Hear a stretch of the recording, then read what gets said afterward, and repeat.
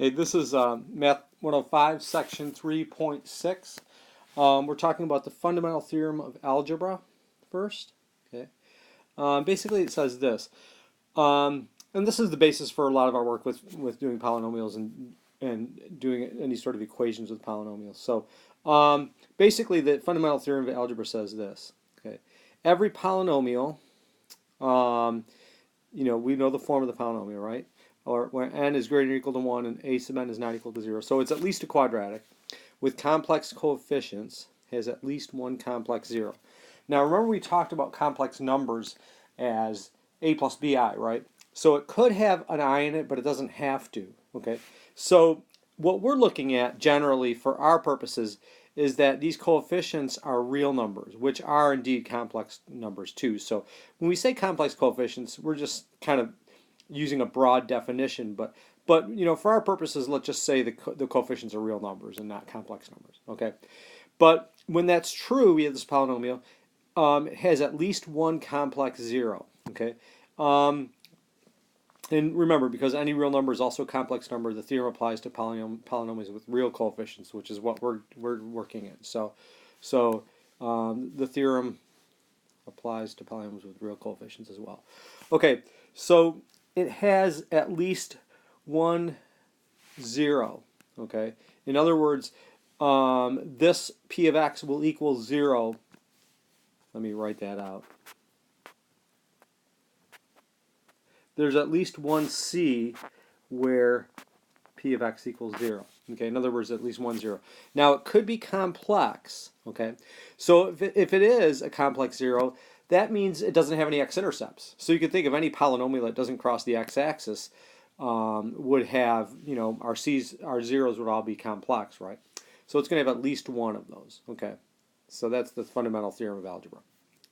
Now, more applied to what we're doing, when we use the fundamental theorem of algebra together with the factor theorem, we can show that a polynomial can be factored completely into linear factors, and by linear we mean x plus c or x minus c. Okay, so this is our complete factorization theorem, and that says this. Okay, p of x is a polynomial of degree n greater than or equal to 1.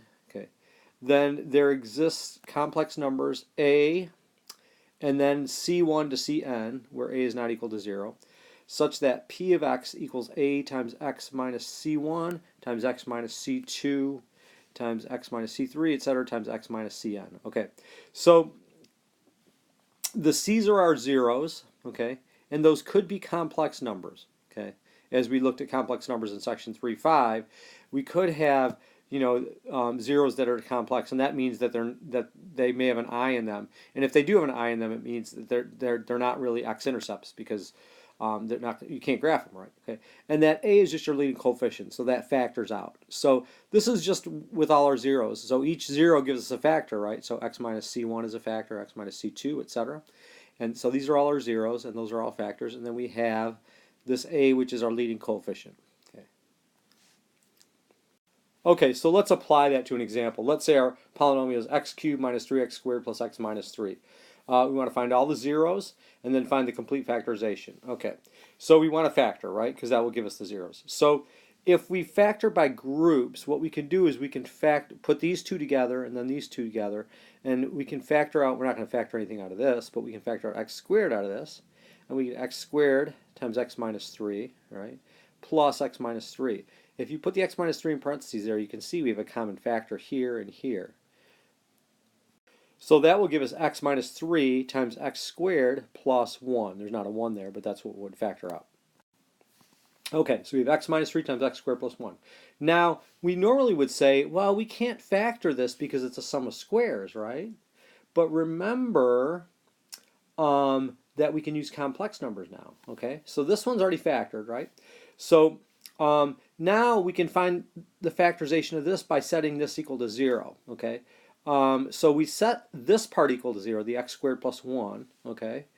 So we set x squared plus 1 equals 0, we get x squared equals minus 1, which gives us, using I, x equals plus or minus I. So we actually get two other zeros that are complex that involve I. So our zeros are 3, x minus c1, and then I, and then minus I. So our complete factorization is, here our 0 is 3i and minus I, is x minus 3 times x minus I times x minus I, or if we simplify that, it's x plus I. So this is the complete factorization of that. And notice we're factoring, we have a degree of 3 and we have 3 factors. Okay, so that's the idea, is that whatever our degree is, that we should have that many factors. Okay, and remember also, when your zeros are complex, they come in pairs. They come in complex conjugate pairs. So if I is a 0, minus I is a 0. Okay. That's the complex conjugate of I. Okay, just remember from our complete factorization theorem, C1 to C to n are the zeros of P, right? But they need not all be different. They don't have to be just unique, okay? Let's say a factor x minus c appears more than one time, k times, for example, okay? Then we say that c is a 0 of multiplicity k. So if x minus c, like for example here our c is 1, and we have this factor's multiplicity of 3, so our k is 3 there. This has a 0 of minus 2, x minus minus 2, of multiplicity 2, and this has a 0 of minus 3, x minus minus 3, of multiplicity 5. So what we have to do is add up the multiplicities, and that should add to the degree. So our degree of this polynomial would be 3 plus 2 plus 5, which would be 10. Okay.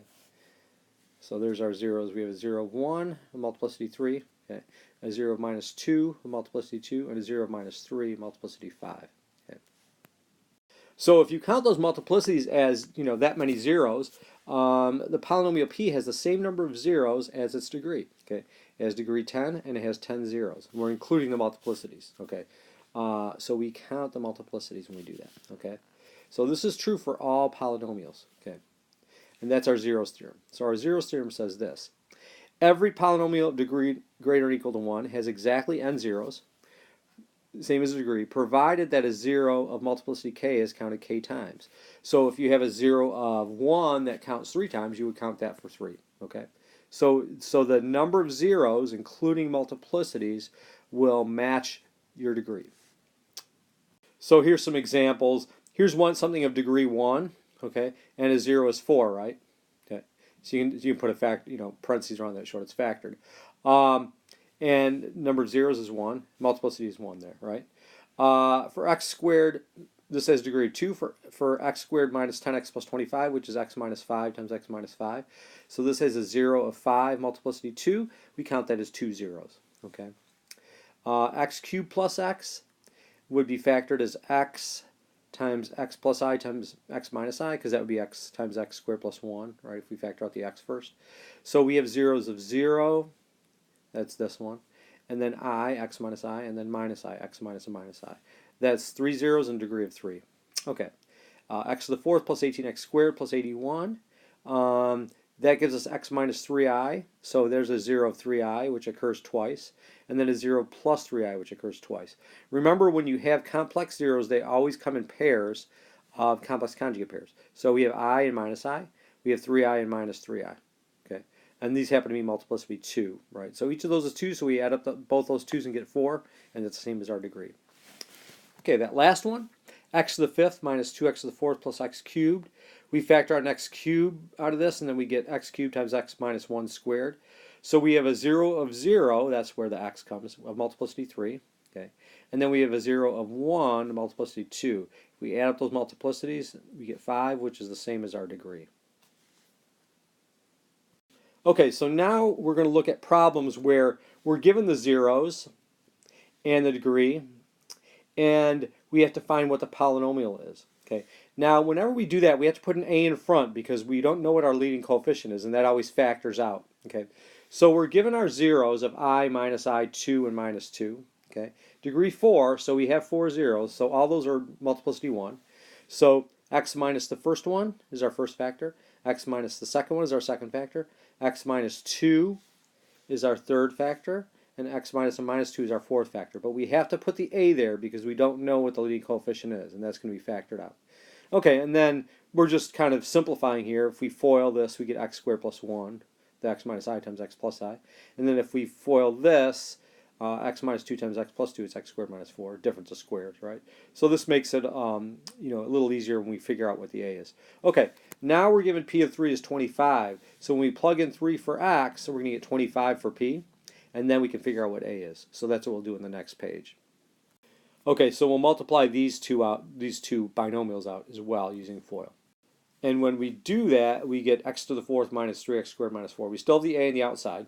So p of 3 is a times 3 to the fourth minus 3 times 3 squared minus 4, which is 3 to the fourth is 81 minus 27 minus 4 is 81 minus 31, so that's 50 times a. Right, here's our a on the outside.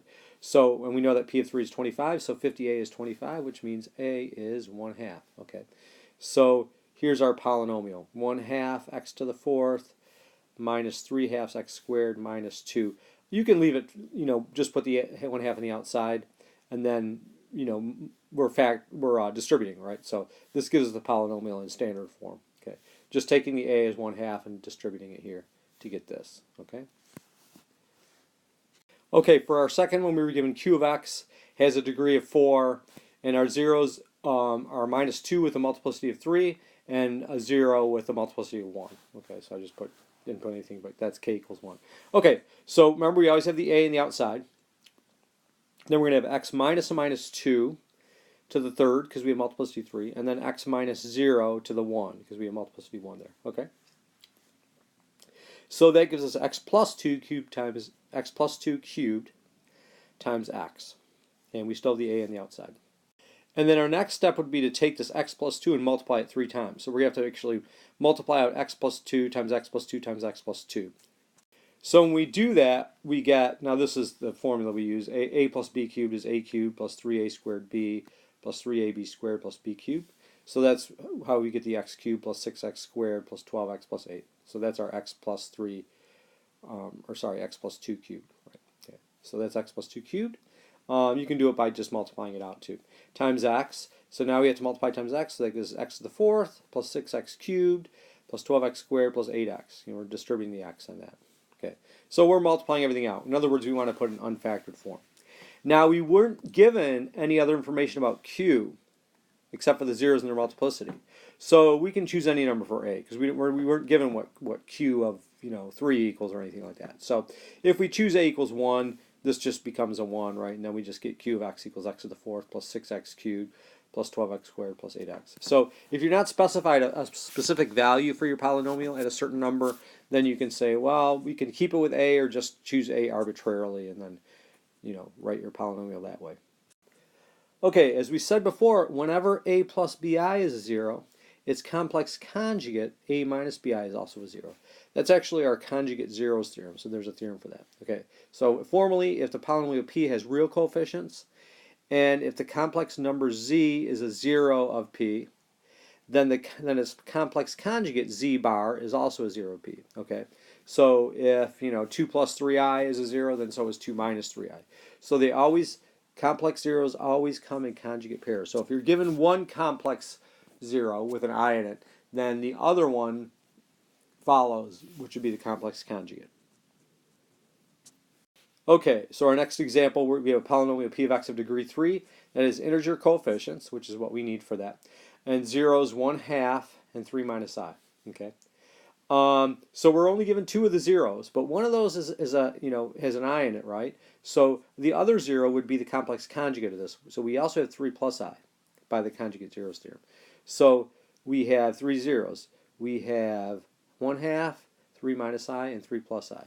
Okay, so our factorization would be a times x minus 1/2, our first 0 is 1/2, times x minus 3 minus I. Make sure you put the 3 minus I in parentheses, because that's our 0 there. Okay, there's our second one, and then x minus 3 plus I in parentheses. Okay. Now we can regroup things if we do x minus 3 plus I. But let's not worry about that. So let's skip that step because that's more confusion than it's worth, I think. So basically what we can do is we can FOIL this and this. And when you FOIL this, you're actually going to get a keep factor. So keep it in this form and then use FOIL. Okay.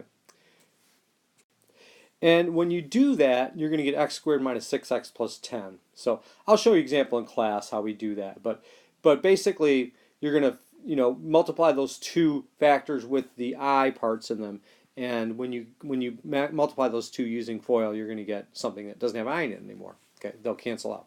Okay, so now we have a times x minus 1/2 times x squared minus 6x plus 10. Distributing here, we're going to get a times x cubed minus 13/2 x squared plus 13x minus 5. So that's from multiplying this binomial times this trinomial. Okay. Now, let's say we want to make all coefficients integers, which is true, right? Because remember, in order to use that conjugate zeros theorem, we have to make sure all our coefficients are integers. So we're going to set a equal to 2, so this 13/2 minus 13/2 becomes minus 13. Okay, so we don't have we don't have a rational coefficient. We just have an integer coefficient. So we set equals 2, that happens. We're canceling out that 2 there. Okay, so that gives us 2x cubed minus 13x squared plus 26x minus 10. Okay. Again, so that's kind of the most basic one that allows us to do that, saying it has integer coefficients, right? Because that's not an integer, right? So we've got to make sure that we make this 2 or 4 or 6 or 8, so when you multiply there, it becomes an integer, because that's important. We have to make all integer coefficients, okay? Make all coefficients integers, okay? Because that was how the problem was specified, okay? And then any other polynomial that satisfies the given requirements must be an integer multiple of this one. So this is kind of our most basic one, but we could multiply this times 2 or times 3 or times 4, and we still get integer coefficients. Okay, so that's the idea there. This is kind of the most basic one. Okay, so kind of what we've shown is that polynomials factor completely into linear factors if we use complex numbers. Okay, if we don't use complex numbers, then a polynomial with real coefficients can always be factored into linear and quadratic factors. Now, those quadratic factors are the ones that come up from multiplying like x minus 3 minus I and x minus 3 plus I, where we have those pairs of the zeros, complex zeros with I in them, okay? And then if we multiply those, we'll get a quadratic factor. So that's the idea, is that we can take those pairs of factors with the I in them and multiply them, and we get a quadratic factor, which doesn't have an I. Okay.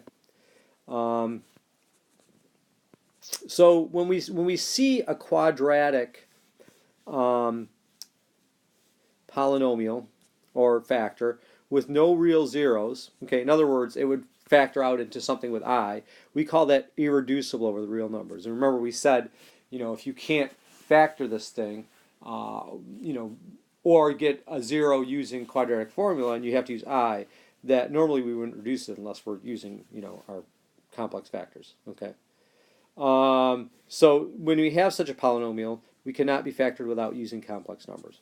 Okay. So yes, we can factor using complex numbers, but if we can't, if we have to do that, then we say it's irreducible. We can still, get those complex zeros though. Okay, which brings us to our linear and quadratic factors theorem, and that says this. Every polynomial with real coefficients can be factored into a product of linear and irreducible quadratic factors with real coefficients. So we're going to have linear coefficients like x minus 2 or x minus 3, and then the irreducible quadratic ones would be the ones that you would break them out into pairs like x minus I and x plus I. And that would be x squared plus 1. So those, but we can say, well, it breaks into irreducible quadratic factors with real coefficients. Okay. So for example, let's say I have this. Here's our polynomial.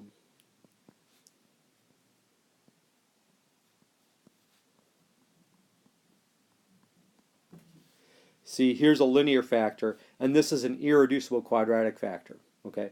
Now, if we did break it down into, its components here, we would have this. P of x equals x minus 1, and this x squared plus 1 would be the same as x minus I times x plus I. So if we broke it out into all of its factors, because this has a degree of 3, we would, using the complex numbers, the I and the minus I, we would have this. But what the linear and quadratic factors theorem says is we can break this polynomial into linear and quadratic factors with real coefficients. In other words, we're not going to have the I. We're going to combine this to get a quadratic without an I. Okay. And that's always true when you have x minus some complex number and x minus a complex conjugate of that number. When you multiply those, you'll always get, something that doesn't have the I in it anymore. Okay, so that's what we say by that is that irreducible quadratic factor is this thing, which comes from these two. Okay. Okay, so let's look at an example. For p of x equals x to the fourth plus 2x squared minus 8, we'll factor this into linear and irreducible quadratic factors with real coefficients. Okay, so now remember this is quadratic type. So if we let u equal x squared, then u squared equals x to the fourth. So we actually can treat this like a quadratic. If this would be u squared plus 2u minus 8, okay? And then let me show the side thing. So we can say p of x, I know it's x, but u squared plus 2u minus 8, okay? And then if we do plus 4 minus 2, right, that would be u minus 2 times u plus 4, right? So now we're factoring with u, but then we go back and substitute back. And when we do that, change u back to x squared, we get x squared minus 2 and x squared plus 4. So that's how we get that. Okay. Now these are not, one of these is irreducible, one is not. Okay, so we'll look at those two. So the first one is reducible because we get real solutions. So we get x squared equals 2, and x is plus or minus square root of 2. This one is irreducible because we get x squared equals minus 4, which is, will give us the I. We have to use complex, the I, imaginary unit in our solution. So this one is reducible, this one is not. So here's x squared minus 2 reduced to x minus square root of 2 to x plus square root of 2. And then this one is irreducible. So there we'll just leave it in this form. Okay, but recognize that we can reduce that x squared minus 2, okay, into these two. But we can't reduce this because we use the I. Okay. Now the second part is using the complete factorization theorem, factor the remaining quadratic factor. In other words, use the i's now. Okay, so here's the way we had it before. There should be a plus here, by the way. Okay. So now we're going to factor this using our i's. And we do that by looking at x squared plus 4 equal to 0, right? So as a side thing here, we could say x squared plus 4 equals 0 gives me x squared equals minus 4, and then we take the square root of both sides, right? Okay. So we get x equals plus or minus square root of minus 4, right? Which is plus or minus 2i. Okay. So that's how we get those two these zeros here, the 2i, the plus 2i, and the minus 2i. So x minus 2i and x minus minus 2i. Okay. So these are our final factors there. So this is our complete factorization. Remember, it's degree of 4. Okay. So complete factorization involves the i's. Showing it with reducible quadratic, we wouldn't bother with the i's. Okay, so we just keep that like this. Okay, that's it for this section. We'll kind of go through some examples in class just to get a clearer idea of what we're talking about. Okay.